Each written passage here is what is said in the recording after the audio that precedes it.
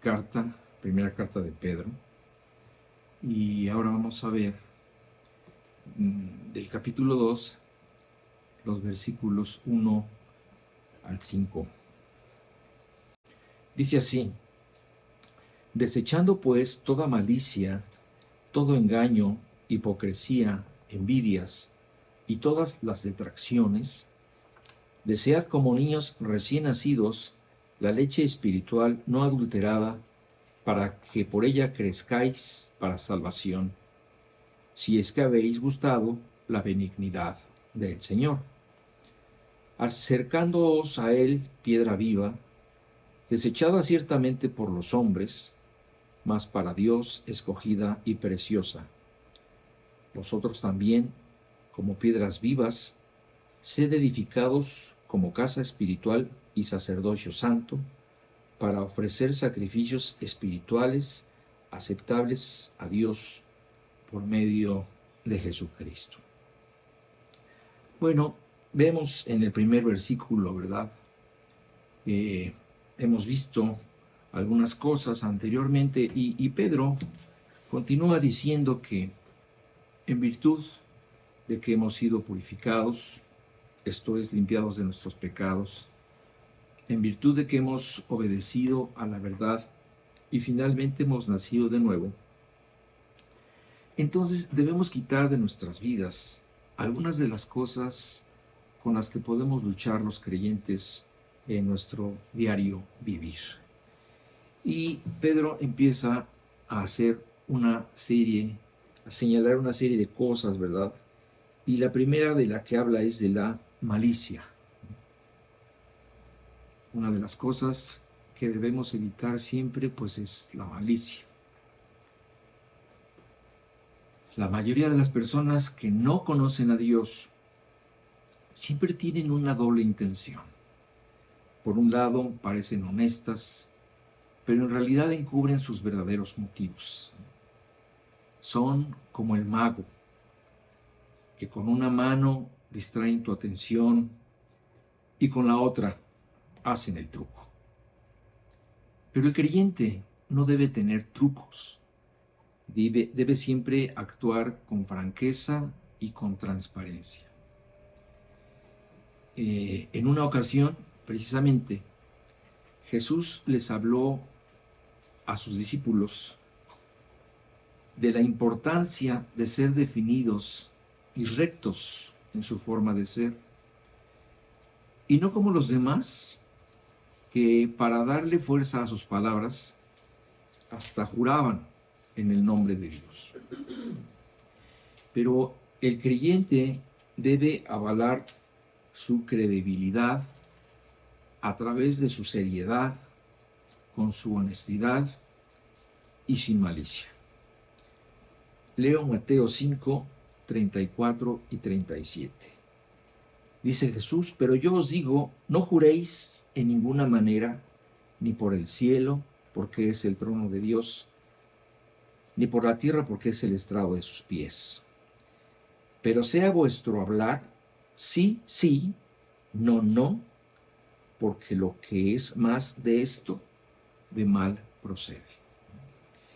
Y si te fijas cómo Jesús cierra su enseñanza, es precisamente la cuestión de decir que tú debes ser firme, ¿verdad? Que si vas a decir sí, pues que sea sí, y si es no, que sea no, ¿verdad? El tal vez, el quién sabe o algo parecido, nos hace actuar como lo haría el padre de la mentira, que es el diablo. Precisamente esta palabra que dice mal, en griego es poneros y se refiere al maligno. Entonces, cuando Jesús está diciendo porque lo que es más de esto, de mal procede, esta palabra mal se refiere al maligno, al diablo. Así que podríamos leer este verso como lo traduce la Nueva Traducción Viviente. Y lo leo en esta traducción que me gusta mucho cómo hace énfasis en esta palabra mal, y dice así: simplemente di sí lo haré o no, no lo haré. Cualquier otra cosa proviene del maligno. Entonces aquí esta traducción de poneros lo está contemplando y dice: lo que es más de esto es algo que procede del maligno. Entonces, con esta aclaración, yo creo que queda muy claro el asunto, ¿verdad?, acerca de la malicia. El siguiente punto que menciona aquí Pedro nos habla acerca de el engaño. Dice: desechando pues toda malicia, todo engaño. Y el engaño, pues el engaño ha sido el proceder más común del ser humano por antonomasia. Yo creo que cada uno de nosotros podríamos platicar de alguna experiencia en la que fuimos engañados o en la que tal vez pues nosotros de alguna forma sacamos malamente alguna ventaja. Sin embargo, Dios condena tanto el anzuelo, que podría ser la malicia, como el engatusar a alguien, que sería pues prácticamente el engaño. Nos dice David en el Salmo 32:2 lo siguiente: bienaventurado el hombre a quien Jehová no culpa de iniquidad y en cuyo espíritu no hay engaño. Entonces hay una bienaventuranza específica de parte de Dios sobre aquella persona a la que no le gusta engañar. Y pues obviamente este debe ser el proceder de todo creyente, que por su conducta intachable la gente debe saber que puede confiar en él como el mismo vecino que habita junto a ti y que confía en ti, como dice en Proverbios 3:29. Dice: no intentes mal contra tu prójimo que habita confiado junto a ti. La tercera cosa que Pedro nos menciona es: desechen malicia, engaño, hipocresía. Aquí nos habla de la hipocresía también. Y pues sabemos que dentro de todos los pecados que Dios aborrece, este es uno de los más condenados en el Nuevo Testamento y pues en general uno de los más aborrecidos por la sociedad. La hipocresía llevada a cabo por un hipócrita, en griego es la palabra upócrites, y esta se usaba para referirse a aquel comediante o alguien que contaba sueños, uno que estaba haciendo teatro, que incluso podía usar máscaras, y bueno, lo cual en principio pues no tendría nada de malo para un actor. Pero yo estoy poniendo atención en el uso que se le da a esta palabra en el Nuevo Testamento, donde se presenta con una connotación de simulación o falsedad, extendida pues obviamente fuera del ámbito teatral y llevada a cabo en la vida diaria. En pocas palabras, el hipócrita es aquel que finge hacer o ser lo que no es. Por esta razón, Jesús condenó repetidamente a los fariseos en público, para que la gente viera que Dios condena la hipocresía.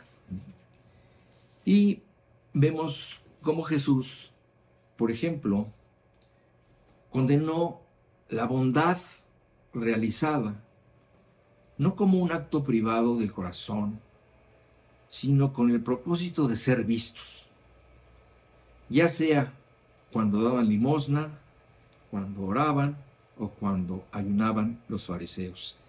Y mira cómo lo dice en Mateo 6, del 2 al 4. Dice: cuando pues des limosna, no hagas tocar trompeta delante de ti, como hacen los hipócritas en las sinagogas y en las calles, para ser alabados por los hombres. De cierto os digo que ya tienen su recompensa. Mas cuando tú des limosna, no sepa tu izquierda lo que hace tu derecha, para que sea tu limosna en secreto, y tu Padre que ve en lo secreto te recompensará en público. Esto mismo lo hacían los fariseos cuando oraban. Y dice en el 6:5: y cuando ores, no seas como los hipócritas, porque ellos aman el orar en pie en las sinagogas y en las esquinas de las calles para ser vistos de los hombres. De cierto os digo que ya tienen su recompensa. Y lo mismo lo hacían cuando ayunaban. Y Jesús les dijo: cuando ayunéis, no seáis austeros como los hipócritas, porque ellos demudan sus rostros para mostrar a los hombres que ayunan. De cierto os digo que ya tienen su recompensa. Y precisamente esta es la conducta que Dios aborrece, la que busca más el aplauso del público que agradar a Dios, que busca aparentar ante Dios o ante los hombres algo que no es legítimo. La siguiente cuestión de la que habla Pedro es de la envidia. ¿Qué es la envidia? Bueno, la envidia básicamente es querer para ti algo que los demás tienen, acompañado de un deseo enfermizo por tenerlo. A veces se usan los celos, la palabra celos, como un equivalente o una especie de envidia. Y es que el envidioso se pregunta constantemente: ¿por qué él tiene y yo no? Y esto lo consume. Y puede tratarse de algo material, de algo social, de algo carnal, etcétera. La envidia se presenta en todos los ámbitos de la conducta humana. Todas las cosas que existen en realidad, pues pueden ser motivo de la envidia de alguien. Y precisamente la envidia está en la lista de aquellas cosas que están en el corazón humano y que lo contaminan, como nos dice Marcos en Marcos 7, 22 y 23. Dice: los hurtos, las avaricias, las maldades, el engaño, la lascivia, la envidia, la maledicencia, la soberbia, la insensatez, todas estas maldades de dentro salen y contaminan al hombre. Y estas son palabras textuales de Jesús. Entonces, la envidia nos puede llevar a conductas desastrosas y perjudiciales, no solo para el que está teniendo la envidia, sino para aquel que es motivo de su envidia. Y pues tenemos muchos ejemplos en la Biblia, pero hay uno que yo quisiera tocar porque se refiere precisamente a la persona misma de Jesús. La Biblia nos subraya en Mateo 27, 18 que uno de los motivos por los cuales Jesús fue condenado a morir fue precisamente por envidia. Dice en Mateo 27, 18, porque sabía que por envidia le habían entregado. Es decir, cuando Jesús está compareciendo ante Pilato, él sabía que lo habían llevado con él porque la gente le tenía envidia a Jesús. Y de la misma forma, pues por envidia y por celos, los primeros cristianos fueron perseguidos también por las autoridades religiosas, como lo consigna Lucas en Hechos 5, 17 y 18. Dice, entonces levantándose el sumo sacerdote y todos los que estaban con él, esto es la secta de los saduceos, se llenaron de celos, ¿no? Y echaron mano a los apóstoles y los pusieron en la cárcel pública. Podríamos dar muchos ejemplos más, pero básicamente Pablo nos dice en Gálatas 5:26 cómo es que Dios condena la envidia. Dice, no nos hagamos vanagloriosos, irritándonos unos a otros, envidiándonos unos a otros. Pedro concluye su pequeña lista con decirnos que desechemos todas las detracciones. Y con esta palabra, Pedro se está refiriendo a los chismes, a las intrigas, a las difamaciones o a cualquier comentario hiriente que podríamos hacer voluntariamente. Y hago esta aclaración, pues porque a veces, ¿verdad?, sin querer, podemos hacer un comentario que puede ofender a alguien, pero sin ninguna intención de hacerlo. Esto podría ser un accidente, pero más bien aquí Pedro se está refiriendo ya a cuestiones malintencionadas. Por esta razón, la Biblia, específicamente Santiago, nos habla acerca de la lengua. Y voy a leer Santiago 3, del versículo 2 al 6. Dice, porque todos ofendemos muchas veces. Si alguno no ofende en palabra, este es varón perfecto, capaz también de refrenar todo el cuerpo. Y aquí nosotros ponemos freno en la boca de los caballos para que nos obedezcan y dirigimos así todo su cuerpo. Mirad también las naves, aunque tan grandes y llevadas de impetuosos vientos, son gobernadas con un muy pequeño timón por donde el que las gobierna quiere. Así también la lengua es un miembro pequeño, pero se jacta de grandes cosas. He aquí cuán grande bosque enciende un pequeño fuego. Y la lengua es un fuego, un mundo de maldad. La lengua está puesta entre nuestros miembros y contamina todo el cuerpo e inflama la rueda de la creación, y ella misma es inflamada por el infierno. Con estas palabras, Santiago nos está advirtiendo de lo peligroso que es que se nos vaya la lengua. Siempre debemos ser muy cuidadosos de no hacer un comentario de más. Bueno, y si lo hicimos, pedir disculpas para evitar que las cosas crezcan y afecten pues nuestra relación con los demás. Y desde luego, pues debemos evitar tus malos chistes, ¿verdad? Tu exceso de confianza. Evitar dar una opinión o un consejo que nadie te pidió. No seas tan comunicativo, ¿verdad? Tratando de decirte, no seas chismoso.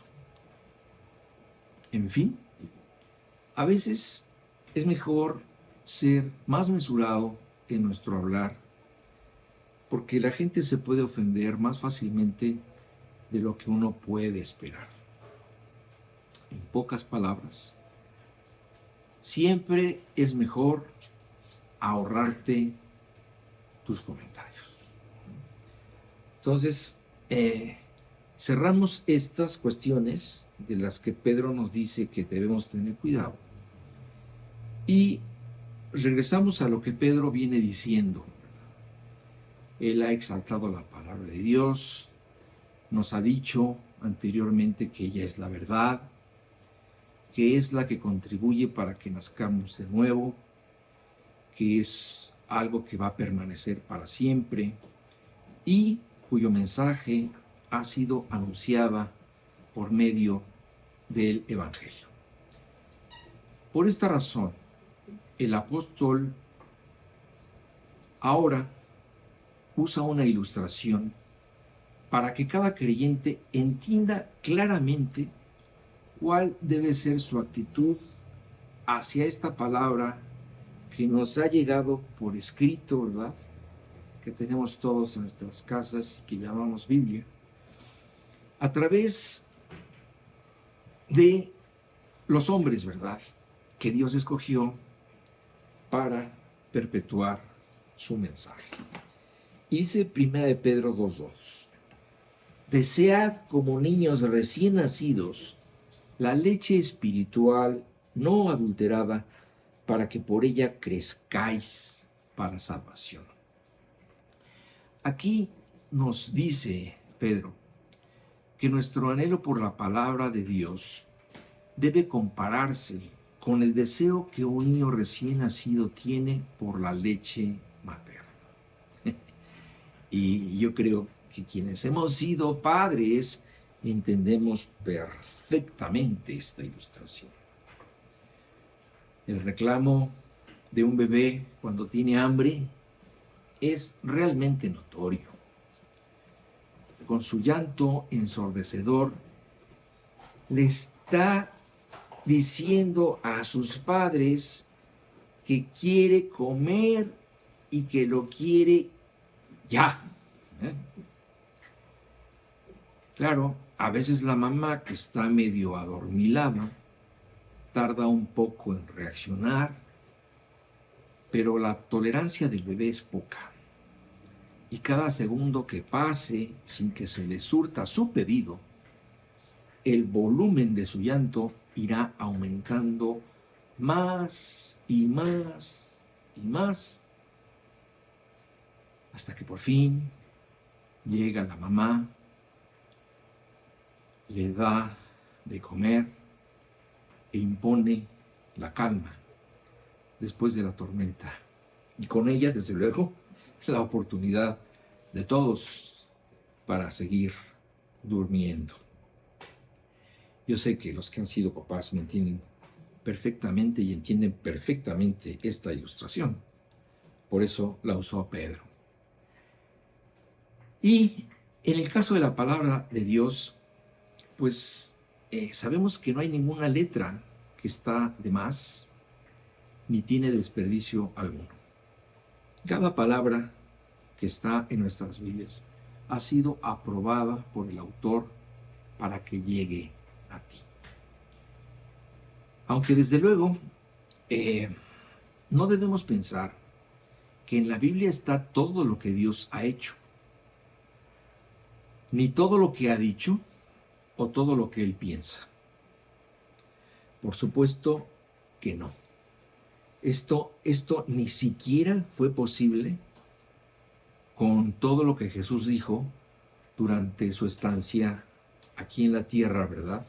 Como nos lo dice precisamente Juan, en Juan 21:25, donde le dice: y hay también otras muchas cosas que hizo Jesús, las cuales, si se escribieran una por una, pienso que ni aún en el mundo cabrían los libros que se habrían de escribir.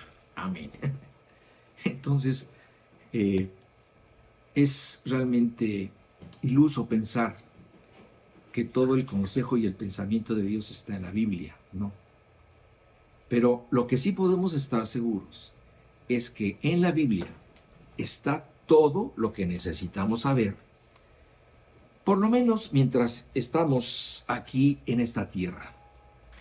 Ya después, en la eternidad, ¿verdad?, con nuestras nuevas capacidades que vamos a tener allá, y estando en la presencia misma de Dios, pues desde luego que será otra cosa. Ahora, en este tiempo, como dice el apóstol Pablo, vemos veladamente, pero allá todo nuestro entendimiento será realmente diáfano y progresivo. Dice en 1 Corintios 13:12 exactamente esto. Dice, ahora vemos todo de manera imperfecta, como reflejos desconcertantes, pero luego, refiriéndose a la eternidad, veremos todo con perfecta claridad. Todo lo que ahora conozco es parcial e incompleto, pero luego conoceré todo por completo, tal como Dios ya me conoce a mí completamente. Ahora bien, hemos de distinguir entre la clase de interés que puede tener un incrédulo por la Biblia de la que puede tener un creyente. El primero, pues puede tener una curiosidad meramente intelectual hacia un libro, pues donde encontrará solo palabras. Pero para el creyente debe ser la leche espiritual no adulterada que él necesita, para que el Espíritu de Dios le hable a su espíritu y reciba de ella guía y consuelo. Porque mira, pues a nuestras manos puede llegar literatura barata, tendenciosa o equivocada. Y si tú la consumes, pues el efecto será igual al de la comida chatarra. Te llenará, pero no te nutrirá. Sin embargo, el resultado de consumir la palabra de Dios será, como consigna Pedro, que cada día te estarás confirmando y creciendo en el entendimiento de tu salvación. Continúo leyendo el versículo 3. Aquí Pedro nos dice primero que deseemos como niños recién nacidos la leche espiritual, no adulterada, para que por ella crezcáis para salvación. Pero hace una observación. Dice, si es que habéis gustado la benignidad del Señor. ¿Y a qué se refiere Pedro con esta aclaración? Pedro termina esta idea, esta ilustración, diciendo algo muy importante. El deseo por la palabra de Dios, tan grande e inmediato como en el caso del bebé hambriento, solo lo podemos ver cuando existe un bebé. Es decir, Pablo afirma que todo esto pasa si es que habéis gustado la benignidad del Señor. Es decir, el gusto, el anhelo por leer la Biblia y saber más de ella es el resultado de alguien que ha nacido de nuevo. El resultado de tener una vida nueva, del nacimiento de un bebé espiritual que tiene hambre espiritual. Cuando una persona realmente se ha convertido, tendrá deseos que antes no había tenido. Entre ellos estará el anhelo por la palabra de Dios. Pero si no tiene este deseo, si no tiene este anhelo por leer y por saber y estudiar más la palabra de Dios, precisamente esta actitud de indiferencia o de falta de apetito por ella podría ser precisamente una señal de que aún no se ha convertido. Decía Lloyd Jones, un famoso teólogo del siglo XX. Fíjate estas palabras que él decía. Es una auténtica pérdida de tiempo, energía y esfuerzo intentar conseguir una conducta cristiana de personas que no son cristianas. Y es que a veces, en nuestro anhelo de dar por convertido a alguien, y especialmente a un ser que amamos, o para evitar un conflicto con él, ¿verdad? Ya hemos hablado tanto, hemos tocado tanto el tema, que ya no queremos tener un conflicto con la persona, o incluso para no tener un conflicto con nosotros mismos, para ya no seguirnos afligiendo pensando, hijo, es que yo creo que mi hijo no es salvo, ¿verdad? Entonces nos autoengañamos queriendo ver vida espiritual donde no la hay. Pero esto puede ser muy peligroso. Puede ser tan peligroso como puede ser peligroso querer dar de alta a una persona cuando todavía está enferma. Entonces, siempre ante la duda, es mejor seguir orando por la conversión de nuestro ser querido. Dice el versículo 4: acercándoos a él piedra viva, desechada ciertamente por los hombres, mas para Dios escogida y preciosa. Pedro cambia de tema e invita a acercarnos a la piedra viva. ¿Quién es esta piedra? Bueno, la piedra viva, que ciertamente dice ha sido desechada por algunos hombres, pero que para Dios es preciosa y escogida, es Jesucristo. Algunos podrían confundirse pensando que esta piedra es Pedro, porque Pedro precisamente quiere decir piedra. Pero curiosamente es Pedro quien a continuación comenzará a dar una serie de argumentos para enseñar que todos los creyentes, incluyéndose él mismo, somos piedras. Y leo el versículo 5. Dice: y ustedes son las piedras vivas con las cuales Dios edifica su templo espiritual. Además son sacerdotes santos. Por la mediación de Jesucristo, ustedes ofrecen sacrificios espirituales que agradan a Dios. Entonces surge esta pregunta, ¿verdad? ¿En qué sentido yo, tú y todo creyente somos piedras? En el sentido de que todos somos parte de una obra en construcción. Somos como unos pequeños tabiques que Dios usa en esta tierra para dar a conocer su mensaje, para demostrar por medio de personas cambiadas que Él existe y para dar a conocer que Él tiene una verdadera vida que ofrecer. La Biblia enseña que nosotros somos la iglesia de Cristo.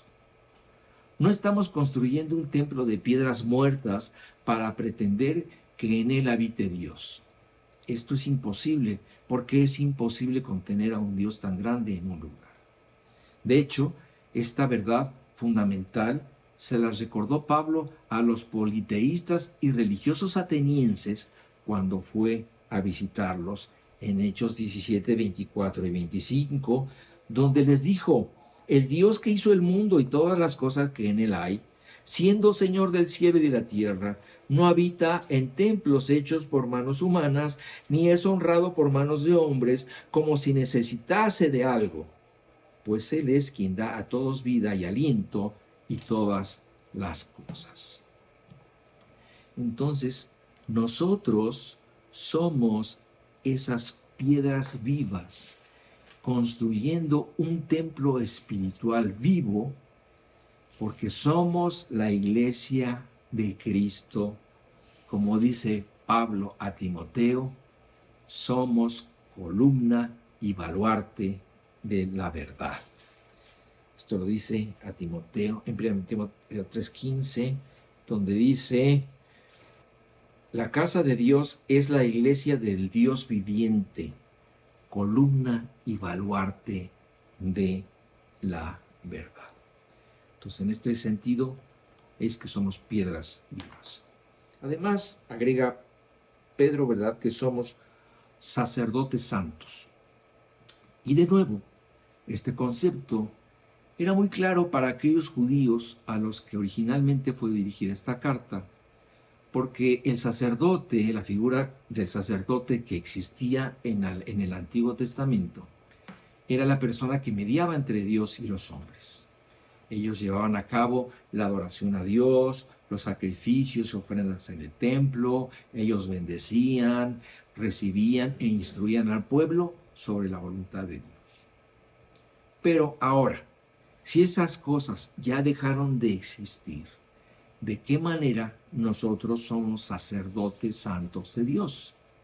Pedro lo explica más adelante, nos vamos a adelantar, vamos a ir hasta el versículo 9, donde dice: mas vosotros sois linaje escogido, real sacerdocio, nación santa, pueblo adquirido por Dios.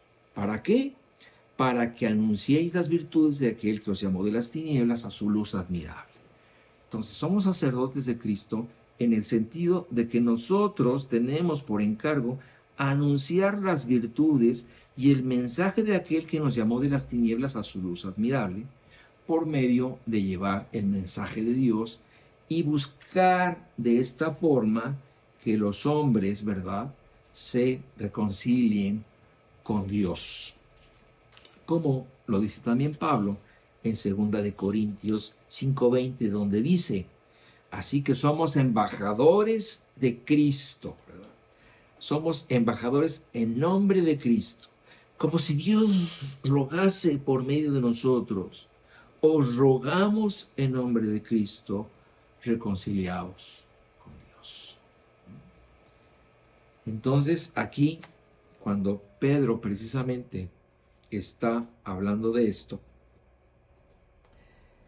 dice que nosotros somos sacerdotes santos para ofrecer sacrificios espirituales aceptables a Dios por medio de Jesucristo. Y pues aquí está haciendo un contraste, ¿verdad?